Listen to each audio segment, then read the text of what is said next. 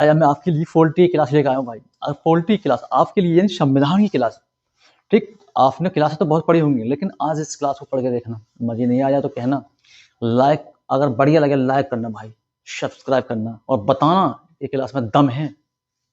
ठीक, ये छोटा यूट्यूबर बेशक हूँ, लेकिन आपके लिए वो चीज लेकर आया हूँ, आप देखना। संविधान सभा की सदस्यों की कुल संख्या कितनी थी? 389 थी, 292 थी, 375 थी या 296 थी? तो इस संविधान सभा के में संविधान तैयार करने के लिए समितियां थी। कितनी समितियां लगी थी इसमें? 10, 7, 13 या 15? 13। और ये कैबिनेट मिशन योजना जो आपने पढ़ी होगी, उसके तहत संविधान सभा तैयार किया गया था। संविधान हमारा तैयार किया गया था संविधान सभा द्वारा। कैबिनेट मिशन योजना 1946 जो कैबिनेट मिशन योजना 1946 में इन संविधान सभा द्वारा संविधान को तैयार किया गया था। तो इसमें कितनी कमेटियां थी, कितनी इसमें समितियां थी हमारी? कितनी थी? 13 सदस्य थे भाई, आप लगा लीजिए। संविधान सभा की पहली बैठक कब हुई थी?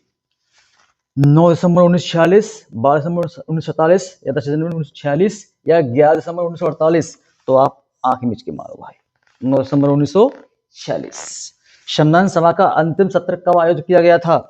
24 जनवरी 1950, 26 नवंबर या 1949 या 26 जनवरी 1950 या 29 जनवरी 1952? ये मानना भाई 24 जनवरी 1950। ठीक है, अगर क्लास बढ़िया लगे देखिए अगला क्वेश्चन है हमारा। संविधान में हमारे राष्ट्र का उल्लेख किन किन नामों से किया गया है? देखिए कितना अच्छा क्वेश्चन है। तो संविधान में हमारे राष्ट्र का उल्लेख किन किन नामों से किया गया है भैया? भारत तथा इंडिया, केवल भारत, हिंदुस्तान, भारत हिंदुस्तान, भारत और इंडिया से पुकारा जाता है। ठीक है भाई। ये इनमें से कौन भारत को धर्मनिरपेक्ष राज्य वर्णित करता है? धर्मनिरपेक्ष। मौलिक अधिकार, संविधान की प्रस्तावना, 9वीं अनुसूची, राज्य के नीति निर्देशक तत्व। ठीक, तो कौन? संविधान की प्रस्तावना। संविधान की प्रस्तावना में ही तो ये हमारा धर्मनिरपेक्ष है, अखंडता है और ये समाजवाद है। तो ये इसमें संविधान की प्रस्तावना में ये जोड़े गए थे। कब? 42वें संविधान संशोधन 1976 में। ठीक है भाई। आगे, भारत एक गणतंत्र है, इसका अर्थ है भारत में संसदीय शासन नहीं है, भारत राज्यों का संघ है, या भारत में वंशानुगत शासन नहीं है, या सभी मामलों में अंतिम अधिकार जनता के पास है। तो कहने का मतलब भारत एक गणतंत्र है, इसका अर्थ क्या है? भारत में वंशानुगत शासन नहीं है। भाई ये नहीं है कि भारत में आज दादा है तो कल नाती होगा, ऐसा वंशानुगत शासन नहीं है। भारत के अंदर चुनाव होता है भाई। ठीक है, तो कहने का मतलब भारत में वंशानुगत शासन नहीं है। ठीक है, इसमें चुनाव होता है प्रत्यक्ष अप्रत्यक्ष विधि से। ठीक है भाई। आगे, किस वर्ष में शब्द समाजवाद और धर्मनिरपेक्ष और अखंडता संविधान की प्रस्तावना में शामिल हुए थे? अभी मैंने बताया था। तो किस वर्ष में? 1976 में भाई। ठीक है, और कौन संशोधन था? 42वां संविधान संशोधन था हमारा 1976 में। ठीक है, कौन कौन से? समाजवाद, धर्मनिरपेक्ष और अखंडता। ठीक है भाई। अगला क्वेश्चन देखेंगे। अगला क्वेश्चन है, भारतीय संविधान में किस अनुच्छेद के अंतर्गत नागरिकों को मौलिक अधिकार प्रदान किए गए हैं? तो आप कर सकते हैं कौन सा भैया? 12 से 35 में दिए गए हैं। ठीक है, ये हमारे मौलिक अधिकार। आगे, मौलिक अधिकारों के अंतर्गत कौन सा अनुच्छेद बच्चों के शोषण से संबंधित है? तो कौन सा है भाई? 24। कौन सा है? 24। 17 हमारा कौन सा है?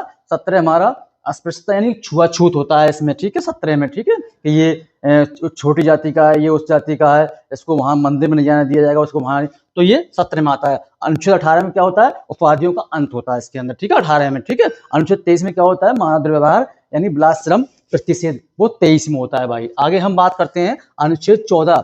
संविधान के किस प्रावधान द्वारा अस्पृश्यता का उन्मूलन किया जाता है? मैंने आगे बताया था।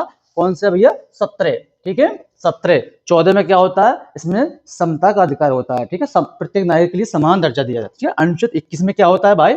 इसमें हमारा प्राण और देह स्वतंत्रता का संरक्षण होता है हमारे इसके अंदर। आगे है अनुच्छेद 19, इसमें वाक यानी स्वतंत्रता यानी बोलने की इसमें स्वतंत्रता है प्रत्येक नागरिक के लिए।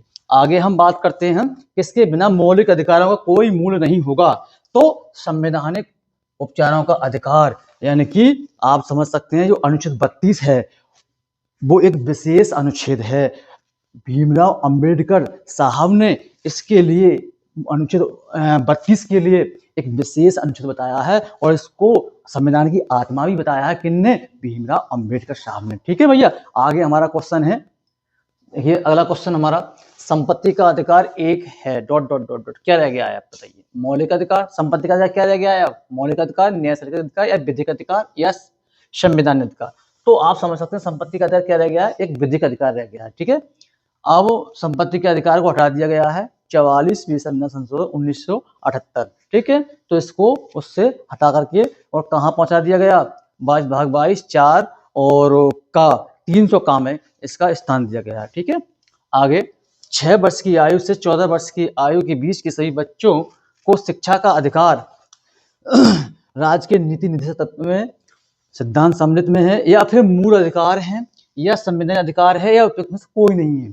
तो 6 वर्ष की आयु के 14 वर्ष की, यानी 6 से लेकर के और 14 वर्ष की आयु के बच्चों के लिए सभी शिक्षा का जो मामला है, शिक्षा वो एक निःशुल्क की गई थी। वो किसमें है? मूल अधिकार में। ठीक है, तो कब आप जान सकते हैं इसके लिए आगे बताएंगे आपके लिए, जो भी होगा क्वेश्चन आएगा तो भैया मूल अधिकारों में। ठीक है, ये चीज है 6 से लेकर 14 वर्ष के बच्चों को।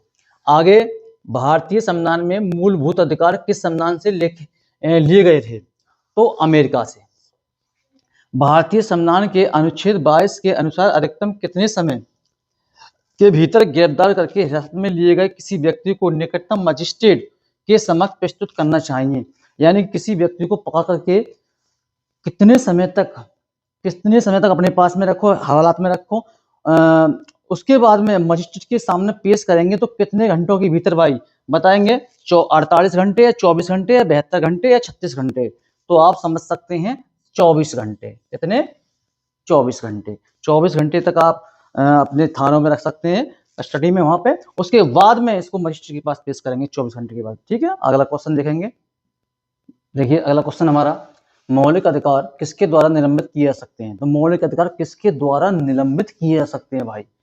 राज्यपाल द्वारा, राष्ट्रपति द्वारा, प्रधानमंत्री द्वारा या विधि मंत्री द्वारा? तो राष्ट्रपति के पास में शक्ति होती है इसे निलंबित करने की। बस आगे, राज्य के नीति निर्देशक का सिद्धांत संविधान में अध्याय 4 के .डेश में निहित है। तो राज्य के नीति निर्देशक तत्व है कहाँ से शुरू हुए भैया? ये 52 से 61 है या 25 से 35 है या फिर अनुच्छेद 36 से 51 है या 14 से अनुच्छेद 35? तो हम कह सकते हैं ये है हमारा 36 से 51। ठीक है, ये राज्य के नीति निर्देशक सिद्धांत हैं 36 से 51। ठीक है, और आपके निम्न में से कौन से अनुच्छेद समता का अधिकार है? तो समता का अधिकार 14 है, प्रत्येक नागरिक के लिए समान दर्जा 14 में है। अनुच्छेद जो 19 है पहले भी बता दिया था, अब बता रहा हूँ फिर से, इसमें वाक स्वतंत्रता यानी कि हमारे बोलने की शक्ति है, सही बोल सकते हैं, प्रत्येक नागरिक के लिए बोलने की इसमें क्या है? अधिकार है। अनुच्छेद 21 क्या है? प्रणाली में दैहिक स्वतंत्रता का संरक्षण है। ठीक है, अनुच्छेद 18 क्या है? उपाधियों का अंत है। ठीक है, एक रिट किसके द्वारा जारी की जा सकती है? कोई उच्च न्यायालय, कोई उप न्यायालय या जिला न्यायालय या प्रशासनिक अधिकारी, कोई भी अधिकारी।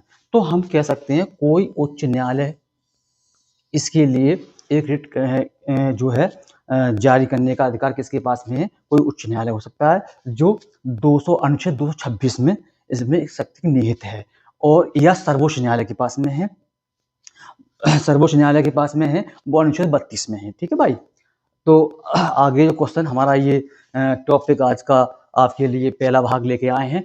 अगर आपके लिए क्लास हमारी बढ़िया लगे तो आगे भी क्लास एक और है वो भी लेके आएंगे। लाइक सब्सक्राइब जरूर करना भाई, कमेंट भी करना। ठीक है, अच्छे लगे तो आपके लिए क्लास और लेके आएंगे। ठीक है, जल्दी से जल्दी